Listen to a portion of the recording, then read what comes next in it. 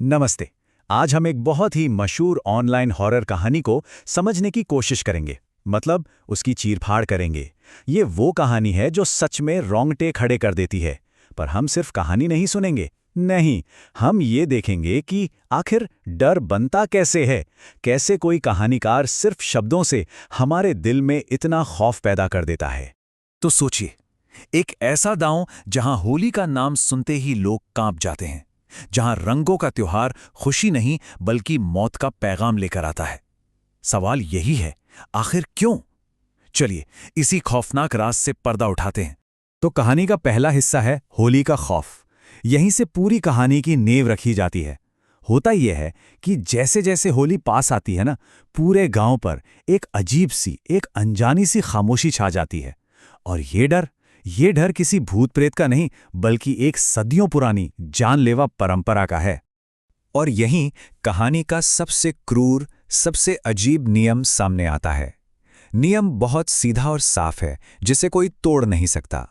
होली के दिन गांव की सीमा के अंदर कोई भी नई नवेली दुल्हन नहीं रह सकती।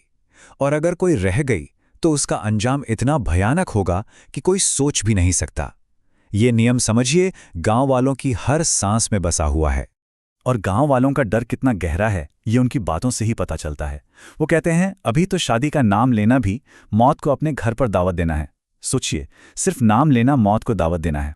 इससे साफ है कि यहां बात सिर्फ खुशी की नहीं है, दांव पर जिंदगी लगी हुई है। चलिए अब आते हैं कहानी के अगले हिस्से पर, अनचाहा तोहफा। यहीं से कहानी में टेंशन बढ़ना शुरू होता है। जब कोई बाहरी इंसान, जिसे गांव के इस भयानक राज के बारे में कुछ भी नहीं पता, वो अनजाने में उस लक्ष्मण रेखा को पार कर जाता है। और बस यहीं से असली मुसीबत की उल्टी गिनती शुरू हो जाती है। अब जरा इस कंट्रास्ट को देखिए। एक तरफ है सुप्रिया, जो अपनी सबसे अच्छी दोस्त नंदिनी के साथ अपनी पहली होली मनाने के लिए कितनी खुश है, कितने सपने देख रही है। और दूसरी तरफ गांव का वो जानलेवा राज, जो नई दुल्हनों को निगल जाता है। एक तरफ मासूमियत और दूसरी तरफ भयानक खतरा। और यही टकराव कहानी को आगे बढ़ाता है। और फिर वो पल आ ही जाता है जब वो नियम टूट जाता है। सुप्रिया और गौरव, जिनकी अभी अभी शादी हुई है, वो नंदिनी को सरप्राइज देने के लिए गांव पहुंच जाते हैं। लेकिन उन्हें एक नई नवेली दुल्हन के रूप में देखकर नंदिनी का चेहरा डर से एकदम सफेद पड़ जाता है। उसे पता है कि वो लोग नहीं जानते कि उन्होंने असल में मौत के दरवाजे पर दस्तक दे दी है। तो आखिर ये खतरा है क्या? कौन है ये जो इतना खौफ फैलाए हुए है? ये है रूपा की आत्मा, एक ऐसी प्रेतात्मा जो अपने अधूरे प्यार का बदला लेती है। और उसका शिकार कौन बनता है?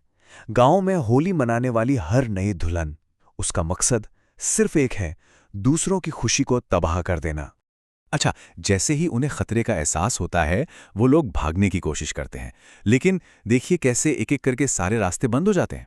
पहले तो गाड़ी स्टार्ट नहीं होती, फिर जब मैकेनिक को फोन करते हैं तो वो रात में आने से साफ मना कर देता है। मतलब अब वो पूरी तरह से फंस चुके हैं, सुबह तक कहीं नहीं जा सकते। ये एक क्लासिक हॉरर तरीका है, कैरेक्टर्स से उनका कंट्रोल और बचने की सारी उम्मीद छीन लो। तो अब हम पहुंचते हैं कहानी के क्लाइमैक्स पर। आत्मा का कहर। रात घनी हो चुकी है, भागने के सारे रास्ते बंद है।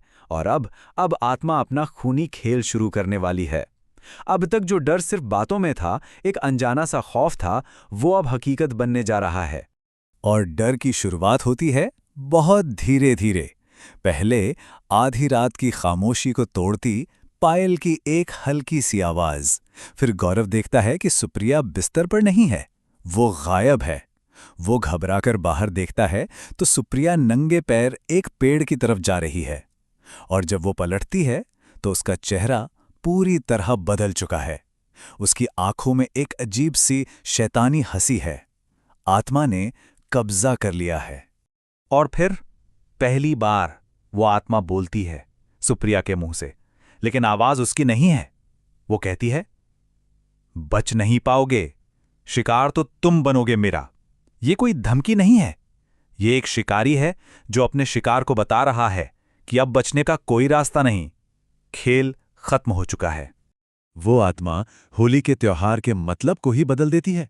वो कहती है, अगर वो होली मनाएगी तो सिर्फ खून की होली बनाएगी।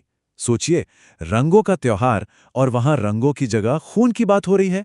इससे पता चलता है कि उसकी नफरत कितनी गहरी, कितनी दर्दनाक है।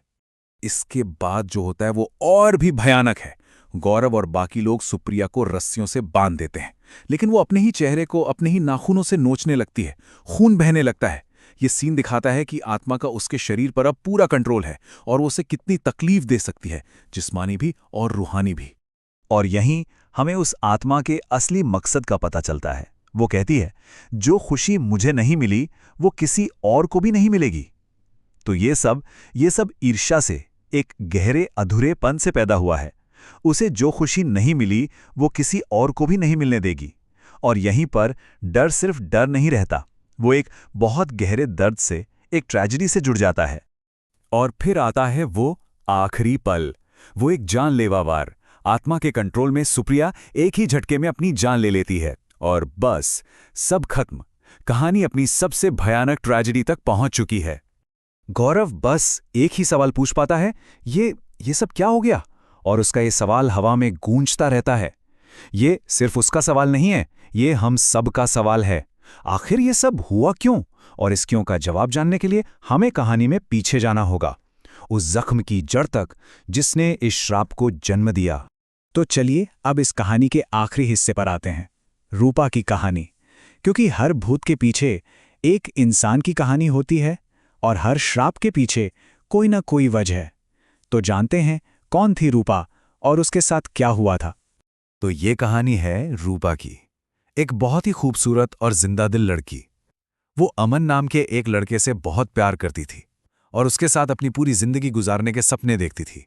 वो कोई डायन या चुड़ैल नहीं थी, वो तो बस एक आम लड़की थी जो प्यार करना चाहती थी। तो आखिर एक प्रेम कहानी एक भयानक श्राप में कैसे बदली? हुआ ये कि रूपा और अमन होली के बाद शादी करने वाले थे, लेकिन मनोज नाम का एक लड़का जो रूपा से एक तरफा प्यार करता था, उसने जलन में आकर उनका राज घरवालों को बता दिया।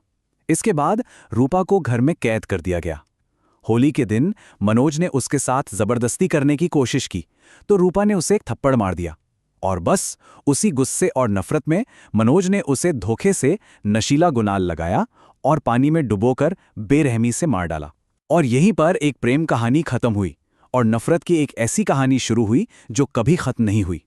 मनोज के ये शब्द, अगर तू मेरी नहीं हो सकती तो मैं तुझे किसी और का भी नहीं होने दूंगा, यही इस पूरी ट्रेजेडी की जड़ हैं।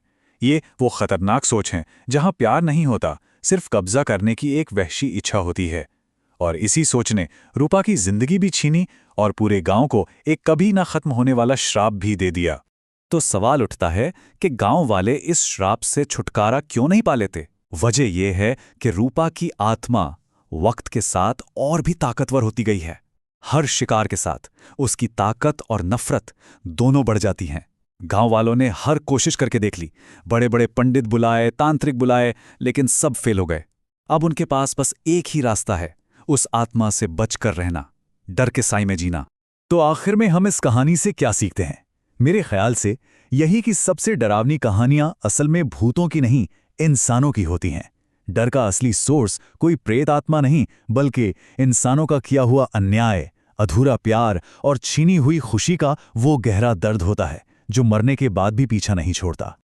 और आखिर में यह कहानी हमें एक सवाल के साथ छोड़ जाती है, क्या रूपा की आत्मा को कभी शांति मिलेगी? वो लड़की जिसे जिंदगी में ना प्यार मिला ना न्याय, क्या उसे मौत के बाद कभी मुक्ति मिलेगी? या फिर ये गांव हमेशा के लिए उसके गुस्से और दर्द की आग में जलता रहेगा? शायद इसका जवाब इस कहानी में नहीं, बल्कि हमारे समाज में ही कहीं छुपा है।